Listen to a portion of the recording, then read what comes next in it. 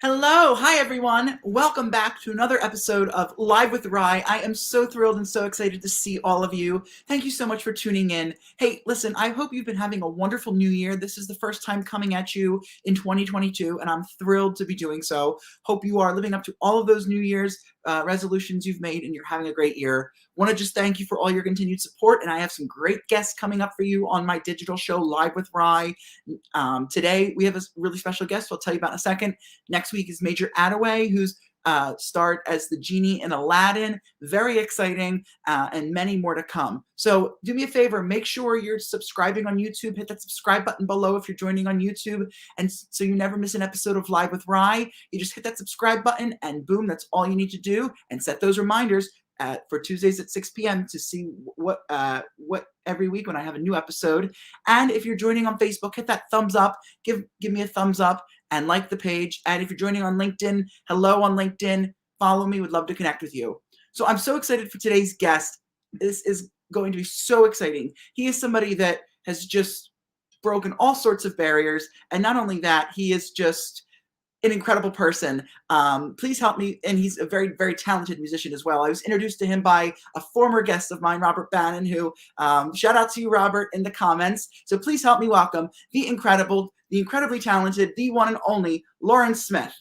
Hey, hey, hey. Hello, Loren. How are you? Thank you so much for having me. I am so excited to be here. Oh, my pleasure. Thank you so much for doing this. Yeah, this is going to be great. I'm excited. It is. And once again, shout out to Robert Bannon, who I don't know if you can see on your end, he left a comment saying, can't wait to see Loren Smith. He's a vocal monster. Yes, he is. Thank you, thank you, thank you. So how are you? How are you doing?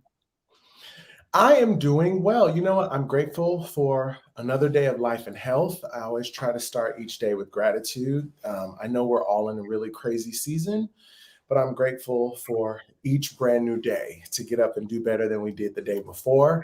And I'm excited. So yeah, I'm a little sleepy, but I feel like, hey, if that's my biggest complaint, I'm not doing too badly. Well, wait, yeah, we all are so sleepy. I mean, this time of year, and I love that. Do better than the day we did before. That's important. You know, Yeah. you've had quite a busy few weeks. You released your first Christmas single in back in December, Our First Christmas, which blew up on YouTube, went viral. Also released the Christmas album that coincided with that. For those of you watching, I'm sure you saw my interview with Loren. I did a Q&A interview on my website with him. What has these last few weeks been like? Tell us about the album, the song, where it came from. Take us back. Beauteous. I was with a great friend who's an incredible musician, arranger, and producer, and composer, and performer, Eric Curtis. And he said, let's sit down, because I'd had these thoughts running around in my head about writing a Christmas project. And I said, okay, let's do this. I have an idea for this song, so let's make a session. Okay, let's all pause and look at how humongous my hands look in this screen right now. Are you all seeing this? Don't I look like I'm in 3D? What's happening? Focus. Back to the story. I'm sitting with Eric, and I have this song ready. And I'm going, okay, let's do this. This is going to be great. And he says, before we finish writing the song you'd like to do, I have an idea for this Christmas song that I think only you can sing. And I said, okay, I'm intrigued. So he told me about the idea, and I said, I think it's great. Let's do it. I really enjoy telling stories through music, and I really enjoy just kind of pushing myself to do more, to do different. A lot of the songs I've done that I've been able to release so far have all been pop songs, but this was cool to tell the story of meeting your significant other's family at Christmas time. And that's nerve-wracking for everybody. Just kind of going through that story. And then the whole EP, there's 6 songs that we did, live band, called on some of my musician friends, some of my vocalist friends that came and sang. And I'm so honored. And the arrangers and the producers, all of that good stuff. I am very blessed with a lot of great people around me that are the people behind the machine. Without them, I'm not able to do any of all of this craziness. So I'm very grateful. Well, as you should be. It's been quite a whirlwind. And with working on this EP, was there specific songs that you wanted on there that like you knew going into it? Was there songs, that you sort of, as you said, you were used to doing a lot of pop stuff. Was there songs going in that you said, I want to take on this version of this song? Or Yeah. I did.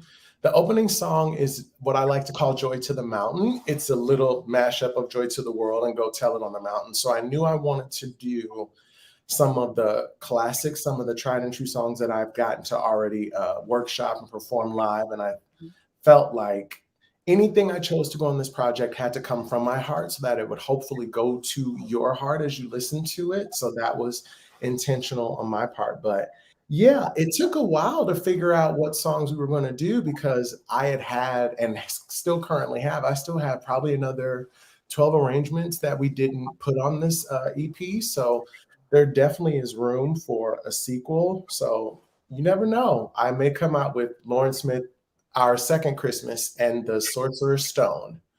Or Loren Smith, Our First Christmas, and the Temple of Doom. It's coming soon. I was going to say, are we going to get a Loren Smith, Our Second Christmas, next holiday? I mean, you could release a full-length album with all of that. Yes. Yes. Yes. Yes. It's definitely a possibility. I'm just having a good time, and I am so proud of the 6-song EP that we did, and I'm so grateful. I always try to make art that will continue to live long after I'm gone. So that's the goal, is to keep putting out good stuff that hopefully connects with people. And I hope it makes you think. I hope it makes you smile. I hope it makes you laugh. I hope it makes you dance. Yeah. And I hope that you purchase it and share it with anybody that you love and hate, because it's always okay to do that. Yes, it is. Well, and for those of you who are wondering, you can stream this anywhere. You stream music, Apple Music, Spotify, all those good streaming services. Now, with doing Our First Christmas, the music video was really, really well done. And what I thought was cool was you had the lyrics right on screen. So as you were singing it, like the lyrics to every single word was there. It's a very cool music video. It's very like mystical. It feels very like winter wonderlandy. Where did the idea come from to do the music video like that? It came from my head, just wanting to do a lyric video, one, so that people could sing along and help with the process of telling the story to kind of flesh it out. But yeah, that was the idea. I just wanted to get rid of as many barriers as possible between listening to it and really gathering what the story was, because I wanted everybody to go on this journey together. So to see all the Christmas sights, to see the lyrics that are being sung, and to see what the heartbeat of the song is, which is there is much more as people that connects us than there is that divides us. No matter what's happening, we all have had the nervousness of meeting somebody that's important to somebody we love. And whether that happens at the holiday times or you're gay, straight, whatever your situation is, I hope there's something there that made you connect. And when you watched the video, you went, yes. Matter of fact, I hope somebody goes right to the YouTube video and just type that in. Yes. Yes, do that. I certainly did. Yes, when I saw this, because it was just so great. And to have a Christmas single that is focusedly and solidly for the LGBTQ plus community, and something as special as you said, bringing a significant other home. We don't get songs like that in our community, and people don't realize how special and meaningful and scary that is for someone. And so to be able to have not brave enough to do that, because it shouldn't be brave to do it, you should be able to just do it, but to be able to sort of break that boundary of doing that, I'm sure there's been sort of other people who maybe have wanted to, but being able to be the independent artist that you are and create that sort of free from a label telling you otherwise, or free from an executive or a record label, just being able to do that, because while there's so much there's still room to grow in the music industry for people. And I would love to see a mainstream LGBTQIA identifying artist who's mainstream and played on these holiday stations. So if you're listening, you have one right here that I'm interviewing. So make sure Hey, you. hey. But I think it was wonderful, and that is really important, and that's how change happens. Yeah, yeah, yeah, yeah, yeah, yeah. There's more that connects us than there is that divides us. And Lord, do we need all the connection we can get these days? Yes, yes, we do. Well, tell us, take me back. How did you get into singing and performing, writing? Did you do this as a kid? What was your process in getting started in all of this? Great question. I have to give big shout outs to my family. My dad and my mom both are from very large families, but my dad's family, everyone sings and everyone sings well. So they were very much, and they are, to be honest, they were and are my training ground for a lot of this. They gave me a lot of support. They gave me a lot of feedback. And to this day, they still are very, very supportive. And I'm so grateful. I am so grateful for that. But I had these musical giants that I grew up with because my grandmother sang, my dad and all of his siblings, and then myself and my cousins. So I didn't really think anything that I had to offer was too special because it was almost the norm. It was like everybody's drinking water. Who cares when I drink water? But I got to college and I started to study music, and it took a while to click in. I started to take it more seriously, but I still didn't think I had anything to offer. But shortly after college, I started working professionally and just went on an audition. I was working at I don't know, is it legal to say names of chains? I'll play it safe.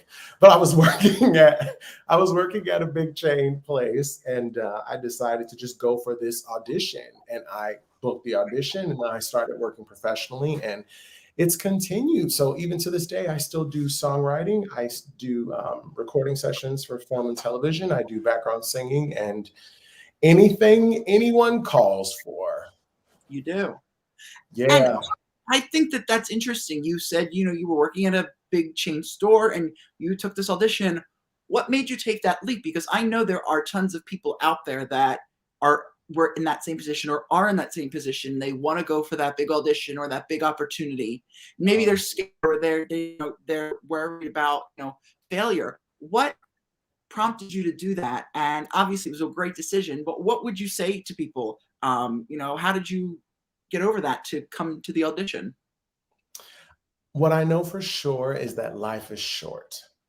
And I know that's such one of those cliche things that we just throw around, but the reality is just that life is short. If the last 2 years has not made that sink in for all of us as a conscious nation, I hope it does, if it hasn't already, that life is so very short. And the challenge I was going through with this chain place that I was at was I worked Monday through Friday. I looked forward to Friday every single week. I dreaded Monday. I remember being so excited when Friday came, running out of there, just so happy to be done with the work week.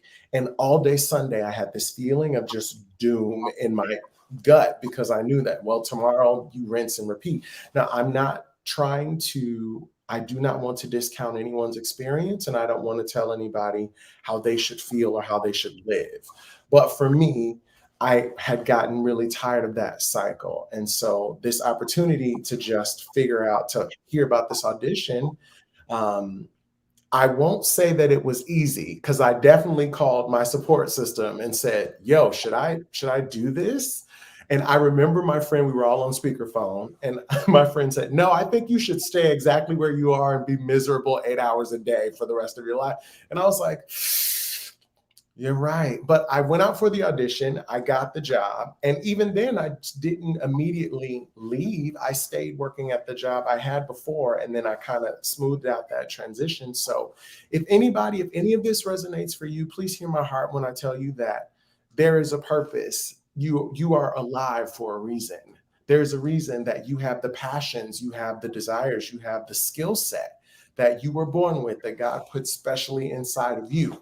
So run after it, go for it. And here's the other thing too, after I said that.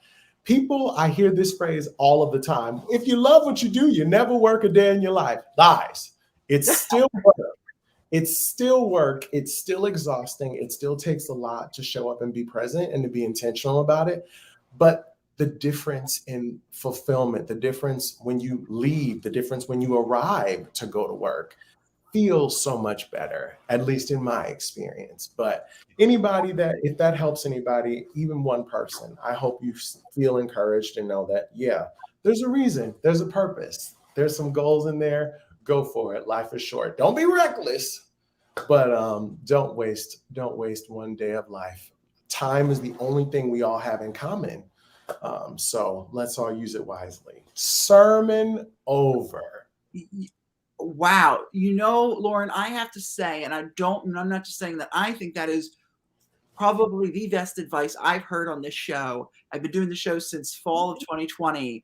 I mean, not only, and it's not about me, but I can relate to it as somebody who's talking to you about this, but I know that will help so many people, because boy, was that advice so spot on, and I think so helpful for everyone, no matter what stage they're in, whether they like what they're doing on a 9 to 5 or they're looking to get out of that. That really, and your purpose and power being put here, that was really good. And I really, really do think that I know that it's going to make quite a difference in people's life, and I hope it inspires people for sure. I hope so. Really. Now, you were mentioning you also do writing and you background singing, and you've sung and written for TV shows. One of the background singing, as a background singer, one of the people that you've had the opportunity to work with, there's been a slew of them, but one of them is Michael Bublé, which has been really exciting. And you've got to go out on tour with him, I understand, right? And for the country? Yeah, last 5 years. Wow, that's really exciting. Now, being a background singer, how did that come about, to land with somebody like Michael Bublé and all these other people? Is it sort of word of mouth, or, you're clearly so talented, but that's special. You're, at stadiums every night and, big auditoriums. My gosh, I am so grateful for that opportunity. I'm so grateful to know him. The number one question people ask me all the time is he nice? And you see, it's like that thing where you feel like I can hear their heartbeat saying, please don't ruin my childhood. But it's just like, no, he's a great guy. He's a great guy. He's very kind, and he's very well-intentioned, and he's a man of intention. And it's an honor to work with him and for him, because I've learned so much and I've got to experience so much. And to answer the question, it really is, and people say it all the time, it's a lot about who you know. I got a call to do some session work first. I believe it was the Nobody But Me album was the first album we got a call to sing on. And then we did a live show after that. There were a few of us vocalists, I think there were about 10.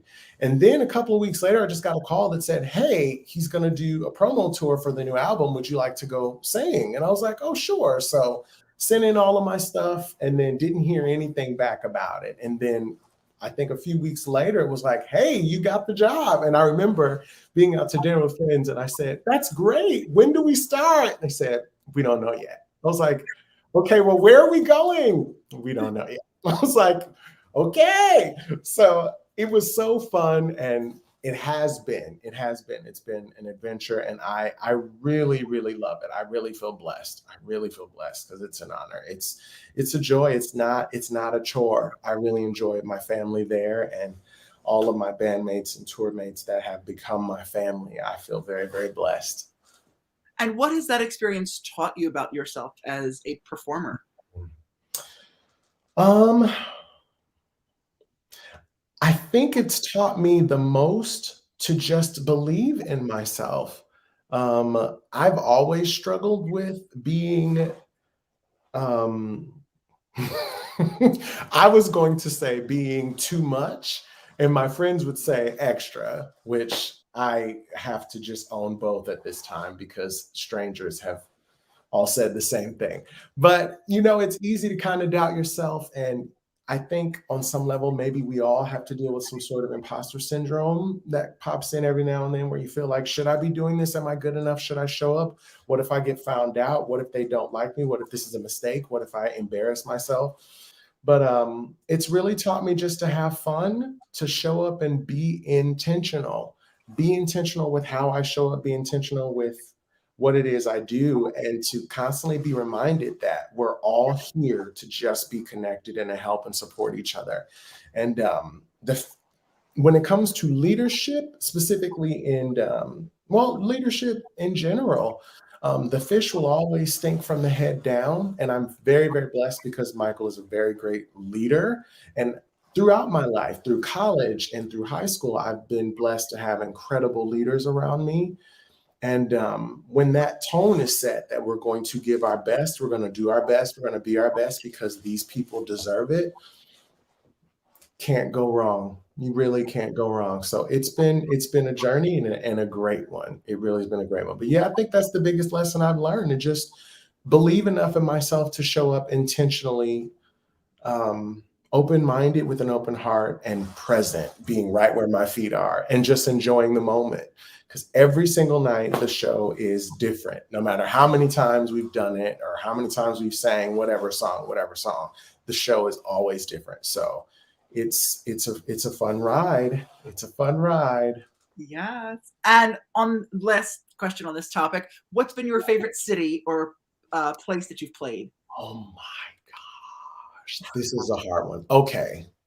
I love, love, love London so very much. I really love London.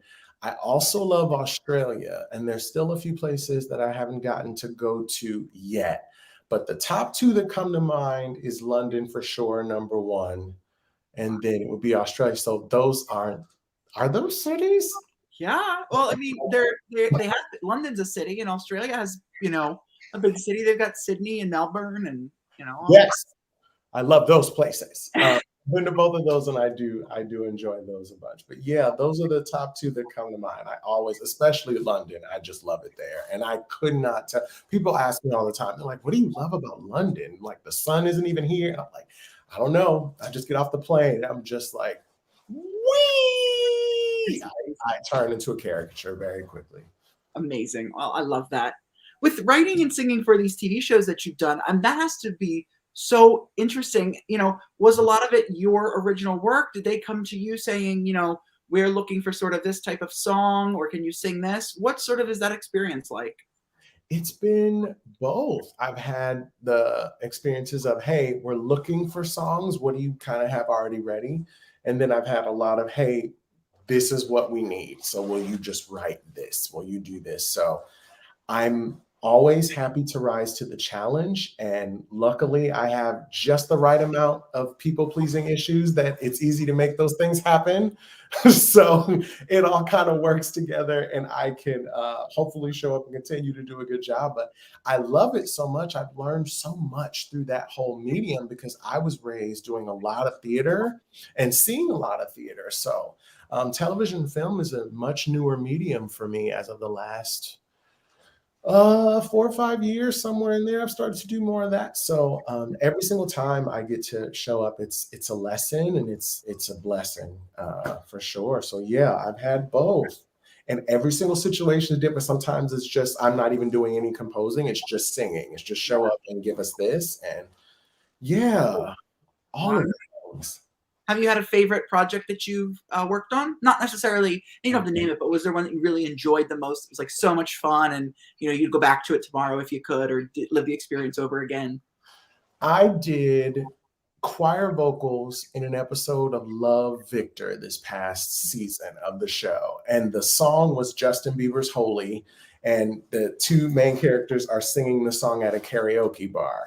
And all of the choir vocals in that song is me. So from the top voice all the way to the bottom. So it was me at home during the pandemic. So I know my neighbors wanted me castrated. I know they were not happy because me just minute after minute singing every single part, and I recorded all of it at home and sent it in, and I was super thrilled with the way it turned out. So that's the first thing that came to mind because it's very rare that I get to do, hey, we need you to be an entire choir. And it was like, okay, let's go. And so we did it. We knocked it out in an afternoon, and it turned out beautifully. It was such an honor, such an honor. It was so fun. Well, that's awesome. It's what an honor indeed. And you rose to the occasion as always, which is incredible. Oh. Thank you, therapy. Right. Well, as we get ready to wrap up here, where can we keep up with you and follow you? All of the good things that you're doing. At sanglorensmith.com. That's me, and that is my handle on Twitter, on Instagram, on Facebook, on Snapchat, and then I just released a new website, sanglorensmith.com. So I am there, and I would love to hear from everyone. And also, I want to make sure I say, with the humongous hands directly in your face again, I definitely want to say, if you haven't checked out not just the Christmas music, but all of the original music as well, I have Break Free and Beautiful Smile and Can't Wait, which are up-tempo, feel-good songs about just kind of breaking out of whatever craziness is happening in life and having a good time. And I have Always Remember, which is a song I wrote for suicide prevention, which is very, very near and dear to my heart. So check out all of that. I also have a live album up for stream where I did some Beyonce, I did some Justin Timberlake, and yeah, a whole bunch of people that I hope the music gets to be enjoyed and nobody gets canceled. I love that. That is incredible. Well, make sure you keep up with Loren, everything that he's doing. And if you want to keep up with everything I'm doing, keep up with me. You can follow me on social media at Rye_Myers on Instagram, TikTok, and Twitter. Again, that's Rye_Myers or official Rye Myers on Facebook. And hey, listen, if you loved this episode, you loved what you were watching, spread the magic back. Go to ridethenewsguy.com/donate. Or if you'd like, you can scan this fancy QR code and go to this, scan this fancy QR code. It'll take you right to the page and leave a donation of any amount. Help me to continue to make this show bigger and better. Spread some magic my way if you are so inclined. And listen, Loren, thank you so much for the time for doing this. Everyone, please make sure you go check out Loren Smith and everything about him. Follow him, give him love, listen to his music. And I know that this is not the last. We're going to be hearing from you, and there's much, much, much more to come. I would love to be back. Thank you so much for having me. Appreciate you so much. Thank you.